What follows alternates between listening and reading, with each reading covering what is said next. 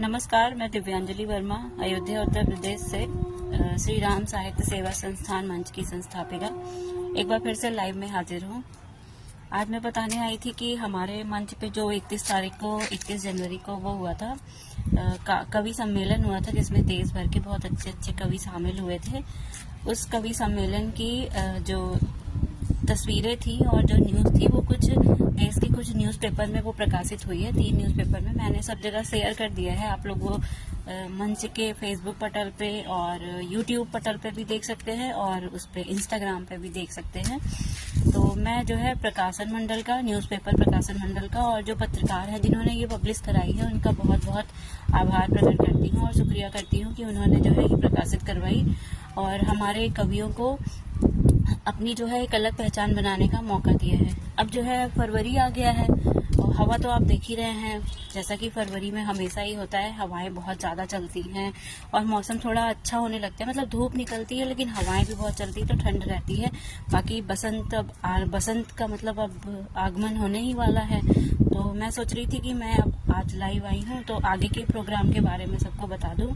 तो हमारे मंच पे आगे जो प्रोग्राम होंगे वो वैसे रविवार को एक प्रतियोगिता होगी, उसके बाद बीच में ऐसा कोई त्यौहार पड़ नहीं रहा है।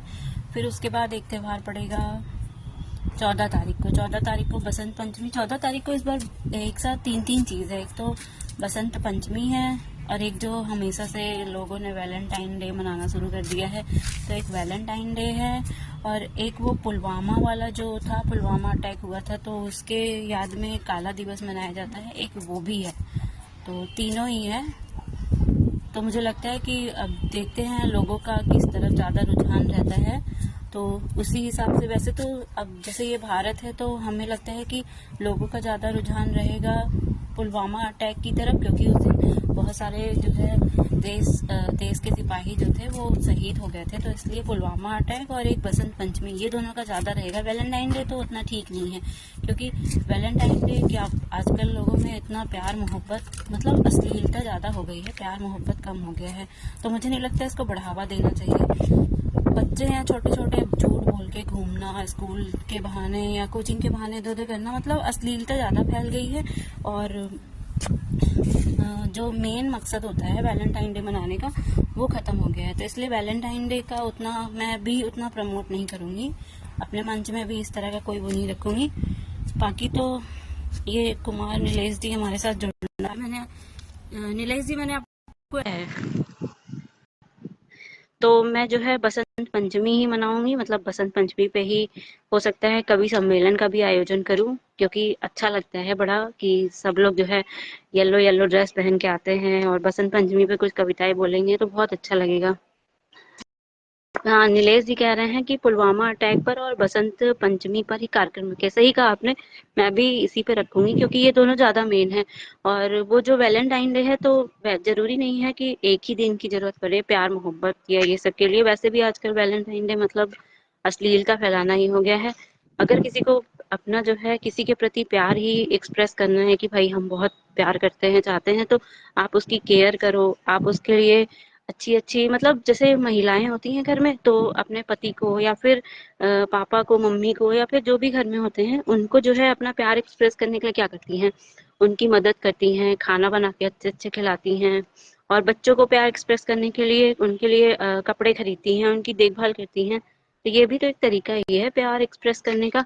पर जो वैलेंटाइन डे के नाम पे होने लगा है कि हम कार्ड बनाएं और बहुत महंगे महंगे गिफ्ट दें और पार्क में घूमने जाएं, हाथ में हाथ डाल के यहाँ वहाँ, ये सब अश्लीलता है।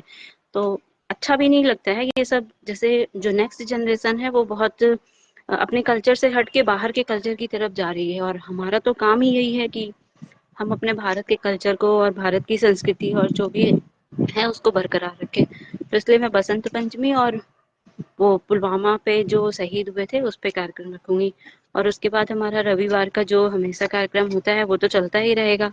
तो जो भी आप लोग मुझे सुन रहे हैं अभी, जो मेरे साथ हैं लाइव में या फिर जो बाद में भी देखेंगे, आप लोग जो है इस कार्यक्रम में जरूर ऐड होइएगा।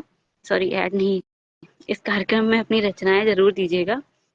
और मैं बताने आई थी कि हमारे मंच पे मतलब मैं इस मंच के माध्यम से और भी सुविधाएं लोगों को दे रही हूँ, तो मैं चाहती हूँ कि ज्यादा से ज्यादा लोग हमसे जुड़े और अपनी अलग पहचान बनाएं। जैसे मैंने काव्य गोष्ठी और एकल काव्य पाठ का तो आयोजन किया ही है, इसके साथ साथ पुस्तक समीक्षा और पुस्तक विमोचन में ये है कि जैसे ऑफलाइन में होता है कि आप बहुत सारी पुस्तकें अपनी पब्लिश करवा के लाते हैं और काफी लोगों को देते हैं जिससे कि लोग जाने और कुछ पुस्तक के बारे में बातें करते हैं। तो अब इस तरह का तो कार्यक्रम नहीं करा जा सकता, लेकिन ऑनलाइन मैं कर सकती हूँ। जैसे आपकी पुस्तक के बारे में चर्चा करके और आपकी पुस्तक में जो जो अच्छी अच्छी चीजें हैं वो बता के, और आपके बारे में मतलब कि आपने क्यों लिखी, कैसे लिखी, अगर आप उस पे, तो लोग जब जानते हैं इस तरह की बातें कि हाँ वो पुस्तक है आपकी है, आपने लिखी है, आपने क्या लिखी है, कैसे लिखी है, तो लोग पढ़ने की कोशिश करते हैं। अब जैसे मैं अपना पर्सनल एक्सपीरियंस बताऊं तो मैं ज्यादातर पुस्तकें ऐसे ही पढ़ती हूँ। पहले मुझे कहीं गूगल पे, इंस्टाग्राम पे या कहीं भी छोटे छोटे नोट्स मिलते हैं, किसी पुस्तक के बारे में कुछ अच्छी बातें मिलती हैं, कोई बात कर रहा होता है, देखती हूँ मैं किसी का इंटरव्यू कि हाँ ये अपनी पुस्तक के बारे में बात कर रहे हैं, किसी से बता रहे हैं कि उसमें क्या क्या अच्छे पॉइंट है, तो फिर मैं वो पुस्तक खरीद के पढ़ती हूँ। तो मुझे लगा कि अगर मेरा इंटरेस्ट ऐसे जागता है तो बाकी लोग भी जो है इस तरह, और जब सामने वाला आदमी इस तरह इंटरव्यू कर रहा है या अपनी पुस्तक के बारे में बता रहा है या कहीं पे पोस्ट कर रहा है, तो मेरा इंटरेस्ट जागा है तो बाकी लोग का भी जागता होगा। तो इसीलिए मैंने सोचा है कि मेरे पास मतलब मेरे मंच में बहुत अच्छे अच्छे राइटर हैं, तो उन्हें इस तरह का मौका मिलना चाहिए कि वो अपनी पुस्तक को जो है लाखों लोगों तक पहुंचा सके। तो किसी को अगर अपनी पुस्तक का विमोचन या पुस्तक समीक्षा करानी हो तो मुझे मैसेज कर सकता है, मुझे बता सकता है, बाकी मैं उनको बता दूंगी, पूरा प्रोवाइड करवा दूंगी कैसे कैसे क्या क्या करना है। और एक चीज मैंने रखा है वो साक्षात्कार। अभी जैसे मैंने जब साक्षात्कार शुरू किया था, कवियों का साक्षात्कार, तो मेरे पास एक मैसेज आया था। उन्होंने मुझसे बोला कि आप अपने जो है आप इतने टैलेंटेड हैं, मतलब उनका एक पैम्पलेट था कि आपके पास बहुत टैलेंट है, आप बहुत अच्छे राइटर हैं, आप बहुत अच्छा लिखते हैं, तो फिर आप क्यों जो है घर में बैठे हैं इस तरह, और 1,000 रुपए में आपका इंटरव्यू हो जाएगा। सोचिए 1,000 रुपए, मतलब आज के जमाने में 1,000 रुपए सिर्फ इंटरव्यू इंटरव्यू का, ये तो बहुत बड़ी बात है। तो इस तरह मैंने फिर सोचा कि इतना पैसे की क्या जरूरत है, ये तो काम फ्री में भी आदमी कर सकता है। तो इसीलिए मैंने जो है अपने मंच के माध्यम से लोगों को इंटरव्यू साक्षात्कार का मौका भी दे रखा है। अगर कोई चाहता है तो वो मुझे मैसेज करे, और जो है मैं उसका फिर साक्षात्कार कब कैसे किस दिन होना है मैं उन्हें बताऊंगी। देखिए साक्षात्कार से ये होता है कि आप जो है अगर एक राइटर हैं तो आप अपने बारे में इंटरव्यू में बता सकते हैं कि मैंने ये मेरी इतनी साहित्यिक उपलब्धियां हैं, मैंने ये किया है, मैंने ये लिखा है। इस तरह की बातें जब बताओ तो लोग जो है इंटरेस्ट लेते हैं कि बहुत अच्छा साहित्यकार है, इसके बारे में जानना चाहिए। और अगर आप सिर्फ लिखते लिखते हैं तो लोग उतना इंटरेस्ट नहीं लेते हैं, कोई उतना जानने की कोशिश नहीं करता जितना कि साक्षात्कार में। जैसे आप लोग देखते होंगे जब कोई मूवी आती है, कोई सी भी मूवी रिलीज होती है नई, तो फिर उसके बाद उनका तुरंत ही इंटरव्यू शुरू हो जाता है। वो लोग नए नए शोज में, अलग अलग टीवी चैनल पे या कहीं भी जाके और उस मूवी के बारे में, अपने बारे में कुछ बताते हैं। तो इससे क्या होता है कि लोगों में जानने की उत्सुकता होती है और फिर वो मूवी को और ज्यादा देखने के लिए उत्साहित होते हैं और जाते भी है देखने। तो उसी तरह ये पुस्तक का भी है, अगर आप जो है अपने बारे में आके सामने बताएंगे साक्षात्कार में कि मैंने ये पुस्तक लिखी, मेरी इतनी साहित्यिक उपलब्धियां हैं और मैंने जीवन में ये किया है, ये सब, तो फिर लोग जो है आपकी पुस्तक पढ़ने और आपके बारे में जानने के लिए उत्सुक होंगे। अब मैं बताऊं तो आजकल ये सब बहुत बिजनेस भी हो रहा है। अब मुझे ही अभी जो है 3-4 महीने ही हुए हैं शायद, तो 3-4 महीने पहले मुझे एक मैसेज आया था, एक पता नहीं कौन सा पब्लिकेशन था, नाम नहीं ठीक से यार। वो मुझे बोले कि आप 700 रुपए दीजिए और हम आपको जो है एज अ राइटर फेमस कर देंगे, मतलब कि आपकी जितनी साहित्यिक उपलब्धियां होंगी वो, आपकी पुस्तक, और आप राइटर हैं, कितने अच्छे राइटर हैं, ऐसे आपको फेमस कर देंगे। और फिर अभी मैंने बताया है कि 1,000 रुपए में साक्षात्कार, तो ये सब इस तरह की बेवकूफ़ी करना और इस तरह के मतलब स्कैम में फंसने से अच्छा है कि आप जो है मेरे मतलब हमारे मंच पे, जब आपको फ्री में इतनी सुविधा मिल रही है और आपको इतना अच्छा मौका मिल रहा है सब कुछ बताने का अपने बारे में, तो फिर आप जो है यहाँ आइए, हमारे साथ आइए और जो है अपने बारे में बताइए, अपनी पुस्तक के बारे में बताइए और अपने साहित्यिक परिचय दीजिए, सब कुछ बताइए कि लोग भी जो है जानना चाहें आपके बारे में। और फालतू में पैसा देके कोई फायदा है नहीं। पैसा देके क्या होगा, पैसा ही बर्बाद होगा। मुझे तो नहीं लगता कोई इतना फेमस हो जाता है जिस हिसाब से हम, जैसे उसी पेज की बात करूँ जो कह रहे थे कि 700 रुपए में हम आपको फेमस कर देंगे। मैंने तो फिर जितने लोग भी, मतलब मैंने देखा था 7-8 लोग जो है उस पे 700 रुपए दे के फेमस होने गए भी थे, अपना पूरा पोस्ट करवाए थे। लेकिन मुझे आज तक पता नहीं चला। वो भी मुझे तब पता चला था कि जब उन लोगों ने खुद ही, जिन लोगों का पोस्ट किया गया था 700 रुपए लेके, उन लोगों ने खुद से ही मुझे लिंक शेयर की थी कि देखिए इसको जो है लाइक करिए और शेयर करिए और कमेंट करिए। तो मैंने कहा कि अगर वो आपसे 700 रुपए लेके आपको इतना फेमस ही कर रहे हैं, तो फिर आपको क्या जरूरत है इसको शेयर करने की। वो खुद ही करें, या फिर करने की जरूरत ही नहीं है। जब आप फेमस हो गए तो फेमस हो गए, फिर ये सब की क्या जरूरत है। तो वही बात होती है ना कि आपको कोई बेवकूफ बनाए कि आप मुझे इतने पैसे दो और मैं जो है आपको फेमस कर दूं और साहित्य के क्षेत्र में ये वो। इससे अच्छा है आप हमारे चैनल पे आइए, हमारे मंच पे आइए और हमारे मंच पे आके साक्षात्कार करिए, पुस्तक विमोचन करिए, पुस्तक समीक्षा करिए, जो भी करिए। एकदम ये निःशुल्क है, कोई भी शुल्क नहीं है। यहाँ तक कि लाइव काव्य पाठ और काव्य गोष्ठी का भी कोई शुल्क नहीं है। और बाकी तो आपको मंच अच्छा मिल ही रहा है, अब इससे अच्छा और मंच कहाँ मिलेगा। मुझे आज बस इतना ही बताना था।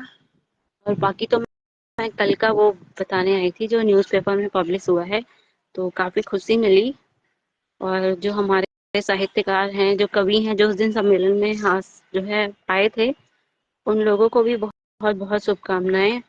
उनकी वजह से जो है कार्यक्रम बहुत अच्छा हो सका। और उन लोगों की कविताएं तो काफी, मतलब बहुत काबिले तारीफ थी। अच्छा लगा सुन के।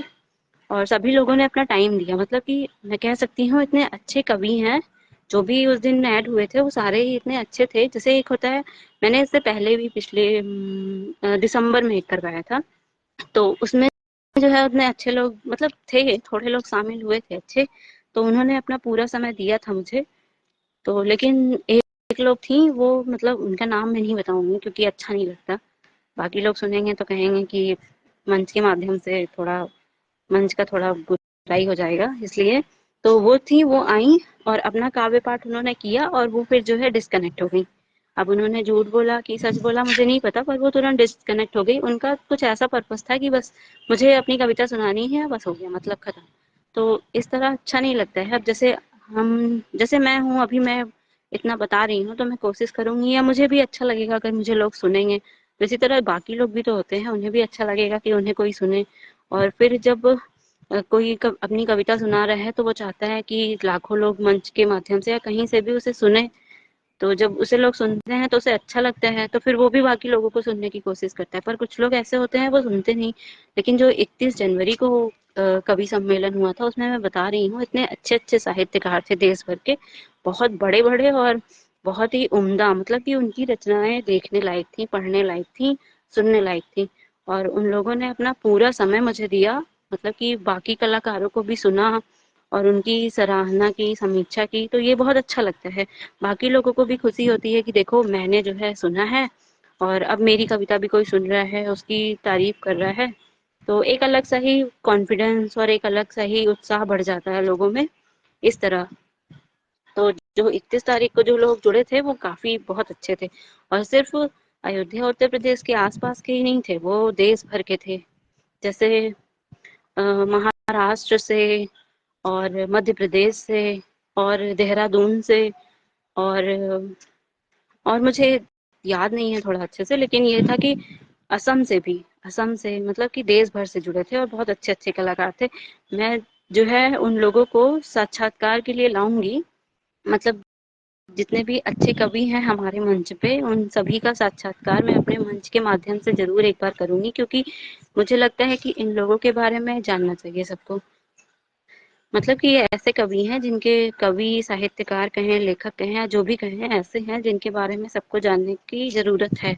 इनकी रचनाएं बहुत ही प्रेरणादायक हैं, लोगों को इससे बहुत अच्छी अच्छी प्रेरणा मिल सकती है, बहुत कुछ जानने मिल सकता है। तो मैं इन लोगों को साक्षात्कार में भी लाऊंगी। और बाकी तो जो है मेरा ये डेली का कार्यक्रम, जो संडे संडे का कार्यक्रम है, वो चल ही रहा है। एक चीज और बताना था, 10 तारीख को, मतलब 10 फरवरी को, वो जो हमारे मंच के माध्यम से पुस्तक प्रकाशित होती है निःशुल्क, तो 10 फरवरी को उसमें भी रचनाएं ली जाएंगी। और उसमें जो रचनाएं होंगी, वैसे तो अंग्रेजी महीना फरवरी चल रहा है, तो फरवरी में जितने भी और फरवरी और हिंदी महीना उसमें माघ लग जाएगा। तो जितने भी माघ में दिवस और त्योहार पड़ते हैं उन सब से रिलेटेड जो है रचनाएं ली जाएंगी। जैसे हो गया बसंत पंचमी पे हो गया, और वो पुलवामा अटैक पर हो गया। और एक चीज और इसमें आ रहा है, गुप्त नवरात्र। जो लोग जो है व्रत वगैरह रखते हैं, उन्हें पूजा पाठ करते हैं, उन्हें पता होगा इसमें गुप्त नवरात्र भी शुरू हो रहा है। जैसे दो नवरात्र तो होते ही हैं, एक शरद नवरात्र होता है और एक एक और होता है, उसका नाम मुझे शरदीय नवरात्र होता है, और एक और होता है मुझे नाम नहीं याद आ रहा है, वो अभी इसी गर्मी में पड़ता है 9 दिन का। तो दो नवरात्र तो होते ही हैं, उसके अलावा भी दो नवरात्र और होते हैं, उन्हें गुप्त नवरात्र कहा जाता है। तो वो एक गुप्त नवरात्र इसी माघ महीने में, मतलब इसी फरवरी में पड़ने वाला है। तो अगर कोई चाहे तो उस पर भी अपनी रचना लिख के दे सकता है। और बाकी तो बसंत पंचमी है ही हमारा इतना बड़ा त्योहार।